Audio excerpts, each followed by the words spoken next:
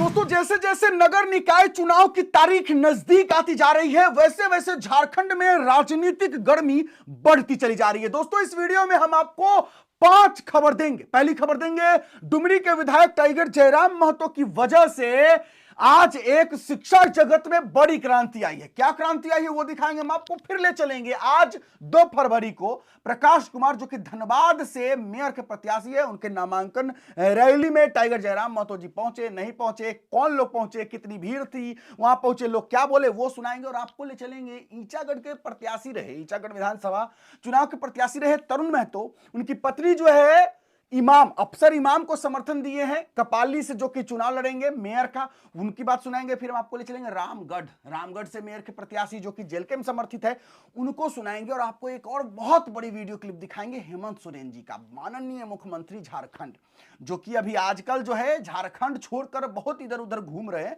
असम गए हैं और कुछ किए हैं, क्या किए हैं, कौन सा भाषण दिए, सब ले चले सुनाएंगे। पहली खबर सबसे पहले टाइगर जयराम महतो जी का स्मार्ट क्लास, हाँ क्रांति, पहले देखे फिर बात करते हैं। विधायक जी, क्या कुछ कहिएगा? आज तारानारी में एक स्मार्ट क्लासेस का उद्घाटन किया गया आज।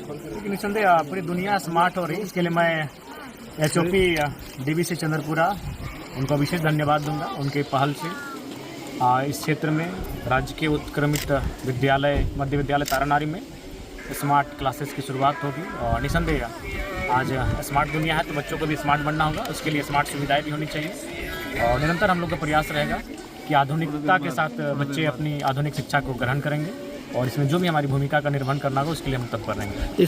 इससे बच्चों को क्या फ़ायदा होगी? देखिए, आज के डेट में क्या है कि फ़ायदे बहुत सारे होंगे। इससे फ़ायदे ये होंगे कि मान के चलिए घर में आपका देख सकते हैं कि मोबाइल से कभी कभी जुड़े होते हैं, और इंटरनेट की दुनिया आ चुकी है। इंटरनेट के बिना आप, हमें लगता है कि आप कदम आगे बढ़ा सकते हैं। तो इससे क्या होता है कि ये स्मार्ट चीज़ें बहुत ही आवश्यक हो गई हैं, वो काफ़ी जल्दी उन चीज़ों को सीख पाएंगे, लर्न कर पाएंगे। चलिए, मध्य विद्यालय तारानारी में स्मार्ट क्लास के उद्घाटन के अवसर पर हमारे साथ उपस्थित मेहमान के तौर पर डीवीसी चंद्रपुरा के हेड ऑफ प्रोजेक्ट एचओपी महोदय, स्थानीय जिला परिषद अजय बाबू, स्थानीय तारानारी पंचायत की मुखिया महोदया, हमारे पंचायत अध्यक्ष शंभू जी, हेलो, हमारे सभी साथी तथा उपस्थित जितने भी साथी हैं, हमारे अभिभावक हैं, हमारे मित्र, और विशेषकर इस विद्यालय में पठन पाठन कर रहे हमारी तमाम बहनों भाइयों, आप सबों को हमारा यही संदेश रहेगा कि आप मन लगाकर अपनी पढ़ाई को करें, क्योंकि आज के समय में बिना पढ़ाई के आप योग्य नहीं बन सकते हैं, बिना शिक्षा के आप योग्य नहीं बन सकते हैं। इसलिए आप सभी इस बात का ध्यान रखना है कि आप बहुमूल्य समय इस विद्यालय में दे रहे हैं, और इस बहुमूल्य समय का आपको लाभ अर्जित करना है, क्योंकि ये समय बार बार नहीं आता है। एक बार अगर समय चला जाता है तो वापस नहीं आता है, इसलिए इस समय का हमें सदुपयोग करना है। आपको याद रखना है कि आपके माता पिता कितनी कठिनाइयों के साथ आपको यहाँ पढ़ने भेजे हैं। बोल रहे हैं आपके माता पिता बड़ी विकट परिस्थितियों में अपनी जीविका उपार्जन करते हैं, आपके लिए पठन पाठन की सामग्री एकत्रित करते हैं, जमा करते हैं। इसलिए आपका भी कर्तव्य बनता है कि उनके मान सम्मान का, उनके सपने पूरे कैसे होंगे उस दिशा में आपको काम करना है। और एक बात महत्वपूर्ण है, यदि आज आप कुछ करते हैं तो आप जमाने के साथ रहेंगे, लेकिन अगर आप कुछ नहीं कर पाते हैं तो आप कम से कम एक पीढ़ी पीछे चले जाएंगे। तो हम नहीं चाहते हैं कि आप यहाँ से एक पीढ़ी पीछे जाएंगे, क्योंकि आप कुछ नहीं करेंगे तो जाहिर सी बात है आप उम्मीद करेंगे कि आपके बच्चे कुछ करेंगे। तो आपके बच्चे कुछ करेंगे तो 25 साल का समय लगेगा उनको तैयार होने में। अभी आपके अपने माता पिता से पूछिए, जिनका कुछ सपना था कि हमको कुछ बनना है, हमको डॉक्टर बनना है, हमको मास्टर बनना है, हमको इंजीनियर बनना है, लेकिन आपके माता पिता अपने सपनों को पूरा नहीं कर पाए। आज आपके पिता अगर मजदूर है, आपकी माता अगर गृहिणी है, ऐसा मतलब, इसका मतलब ये नहीं कि उसके सपने खत्म हो चुके हैं। उस सपनों को अब वो आपके आंखों से देखते हैं, लेकिन 25 साल का सपना देखिए 2000 आपकी माँ ने सपना देखा होगा 2000 के समय में हमको एक टीचर बनना है। आपके पिता ने सपना देखा होगा 1995 के समय में कि हमको एक वकील, एक दरोगा, एक पुलिस बनना है, लेकिन किसी कारणवश शायद वो अपने सपने को पूरा नहीं कर पाए, तो अब आप उन सपनों को आपको ट्रांसफर कर दिए, अब उन सपनों को आपको पूरा करना है, इस बात का आपको ध्यान रखना है। चलिए, टाइगर जयराम महतो की वजह से आज तारानड़ी में स्मार्ट क्लास की सुविधा शुरू हो गई। क्या सोचते हैं आप इस पर, जरूर बताइएगा। टाइगर जयराम महतो शिक्षा के जगत में लगातार काम कर रहे हैं, बच्चों के अच्छे भविष्य के लिए मेहनत कर रहे हैं। और हेमंत सोरेन जी तो बाहर घूम रहे हैं। बाहर कहां, तो पहले तो विदेश गए, चलिए ठीक है, काम से गए बोले होंगे, लेकिन तो ये सब एंजॉय होता है, सब जानता है। खैर छोड़िए, उस पर बात नहीं करेंगे। अभी हमारे माननीय मुख्यमंत्री असम गए थे, असम से क्या कुछ बोल रहे हैं, क्या भाषण दे रहे, सुनिए पहले। झारखंड एक ऐसा प्रदेश है जहां भारत देश का लोग सपना भी नहीं देखता था आजादी का। उस समय से हमारे पूर्वज अंग्रेजों के साथ संघर्ष करते थे। भगवान बिरसा मुंडा, सिद्धू कान्हू, तिलका मांझी, अनेक लोग हमारे पीढ़ियों को बचाने के लिए, हमारे जल जंगल जमीन को बचाने के लिए अपना बलिदान दिया। आखिर ऐसा क्यों? हमसे ज्यादा बुद्धि वाला लोग, पैसा वाला लोग, अमीर, ज्ञानी, सामाजिक रूप से मजबूत लोग भी हैं। वो लोग क्यों नहीं लड़े? क्यों ही आदिवासी सबसे पहले अंग्रेजों के साथ लोहा लिया?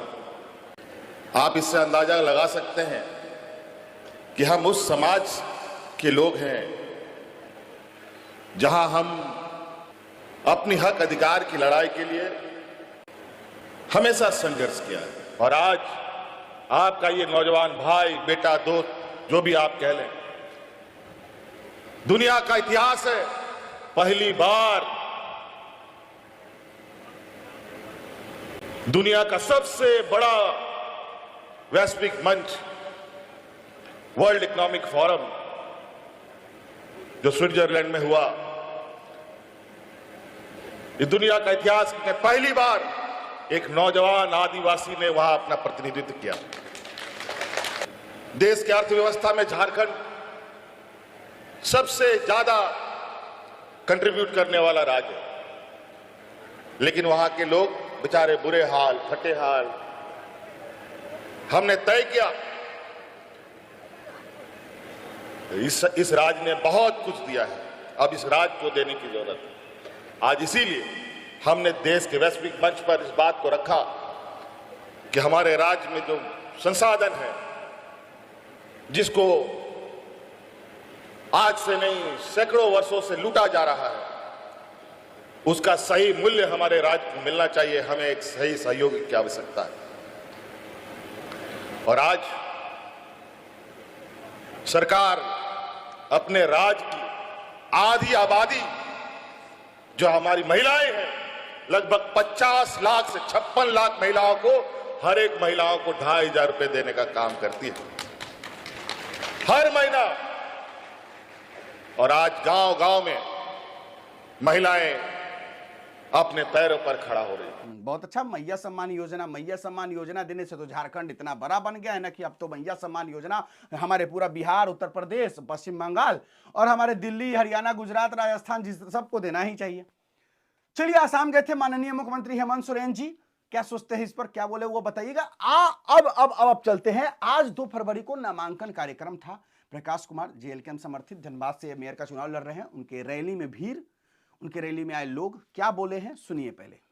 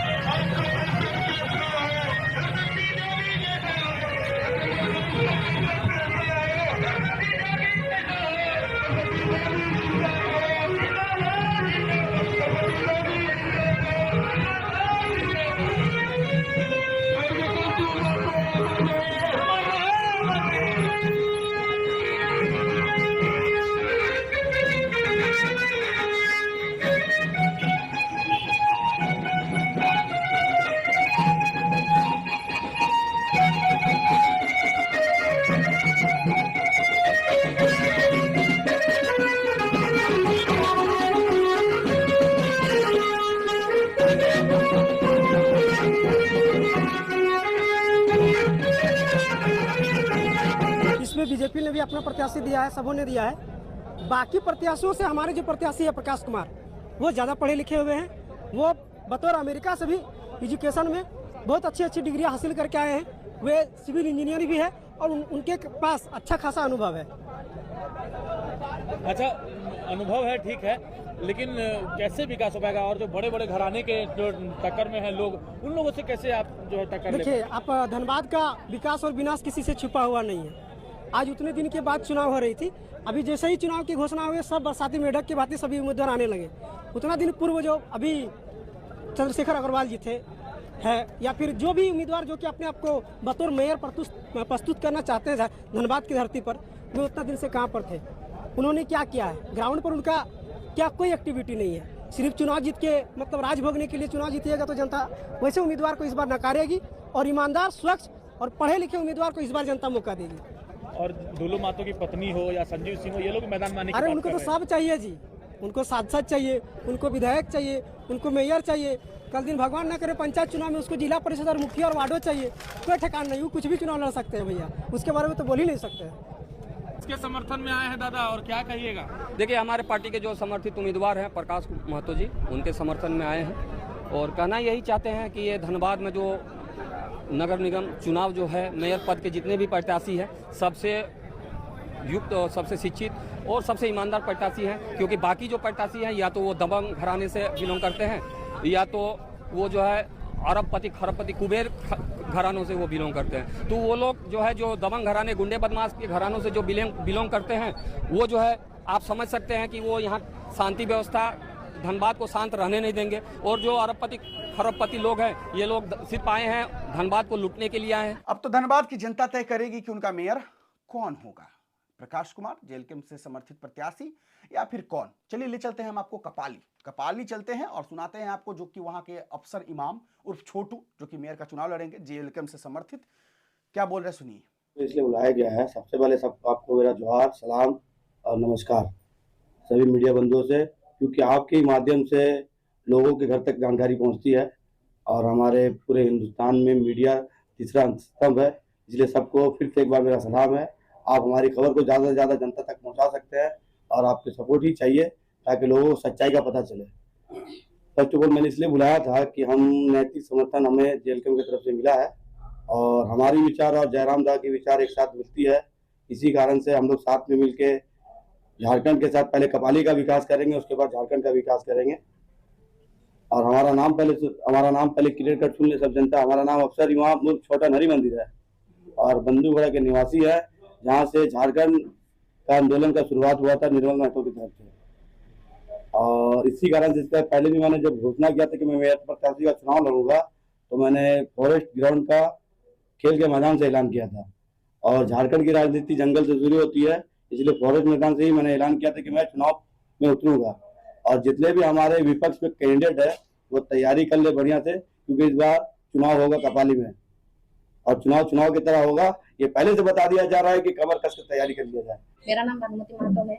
आज जो हम लोग जो मेयर खड़ा कर रहे हैं, इनको मैं फुल सपोर्ट करूंगी और सभी जनता को भी मैं गुजारिश कर रही हूँ, विनती कर रही हूँ, क्योंकि बार बार जनता धोखा खा चुके हैं।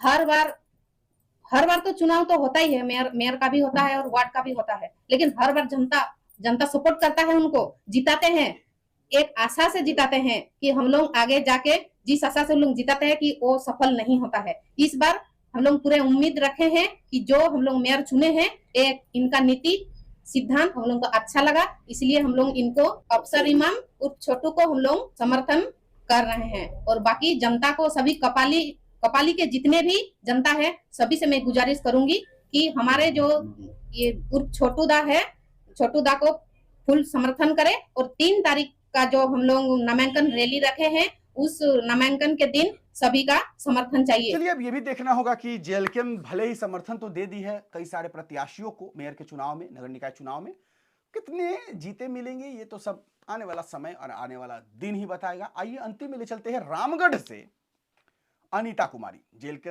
समर्थन दी है अनीता कुमारी को सुनिए। सबसे पहले तो जेएलके पार्टी को बहुत बहुत धन्यवाद, जो हमें इस काबिल समझा कि हम इनका पार्टी में शामिल होके है ना, मौका दिया इसलिए धन्यवाद दे रही हैं। अनीता जी बहुत शिक्षित हैं, आप यहाँ पर अपना डिग्री भी बता रही हैं, तो क्या कुछ लोगों को बताएंगी कि हम चुनावी मैदान में आए हैं, ये कुछ हम कर गुजर जाएंगे आपके लिए, आप हमको जिताइए, क्या कहेंगे?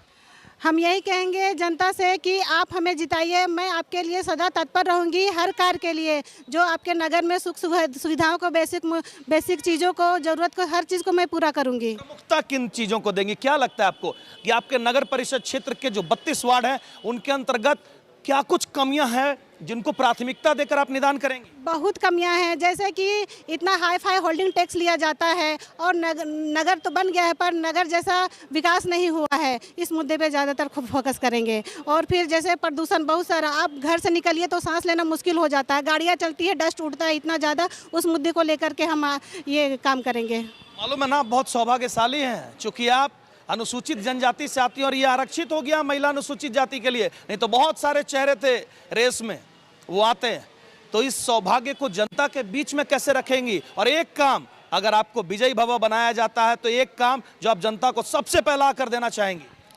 जी, जनता को मैं विश्वास दिलाती हूँ कि मैं आपके विश्वास पे खरे उतरूंगी। एसटी की मांग को लेकर सड़क पर उतरे थे, बड़े पुरजोर आंदोलन किए थे, रेल के पास भी सो गए थे जाकर आप, ठीक है, लेकिन उस दरमियान एक आरोप लगा था कि आप आदिवासी के विरोधी हैं, जेएलकेएम पार्टी आदिवासी का विरोध करती है, ठीक है ना। तो उसके बीच में और रामगढ़ नगर परिषद क्षेत्र में आदिवासी महिला प्रत्याशी होना, कैसे इसको मैनेज करेंगे, कैसे इसको देखते हैं? हमें इस बात को समझना होगा कि मुद्दे आते हैं और मुद्दों के आधार पे जाति आधारित समर्थन भी होता है, लिंग आधारित समर्थन होता है। अभी आपने देखा कि यूजीसी का भी नया मामला आया, सवर्णों ने इसका खुला विरोध किया, अनुसूचित जाति जनजाति ओबीसी समाज के लोग, कुछ लोग इसके समर्थन में भी दिखे। हमारा ये स्पष्ट कहना है कि जब सभ्यता की बात आती है, संस्कृति की बात आती है, आपके वजूद की बात आती है, आपके डीएनए की बात आती है, आपके सह अस्तित्व की बात आती है, उस समय हो भी सकता है कि हम एक मुद्दे पे दो अलग अलग राय रखते हों, लेकिन वर्तमान जो चुनाव है वो चुनाव किसी जन आंदोलन, किसी जातीय आंदोलन अथवा किसी सांस्कृतिक भाषाई आंदोलन के बिल्कुल इतर है, बिल्कुल अलग है। और इस बार हमको ये बात समझना होगा कि आग में अगर हम अपने शहर के विकास को भी झोंकते हैं, ग्रामीण क्षेत्रों में मुद्दे अलग होते हैं, ग्रामीण क्षेत्र के लोगों के मुद्दे अलग होते हैं, लेकिन वर्तमान चुनाव ना तो पिछले लोकसभा चुनाव के तर्ज पे लड़ा जाए, न विधानसभा चुनाव के तर्ज पे लड़ा जाए। हमें ये बात स्पष्ट समझना होगा कि पूरे झारखंड के एक दो शहरों को छोड़ के बाकी सिर्फ नाम के शहर बचे हुए हैं।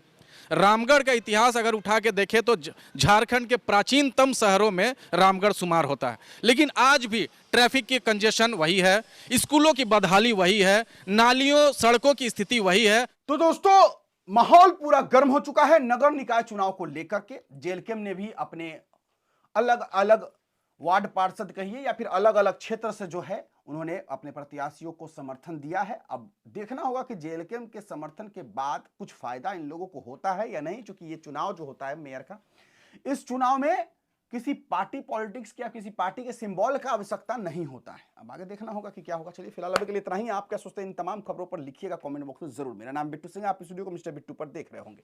जोहार, जय हिंद।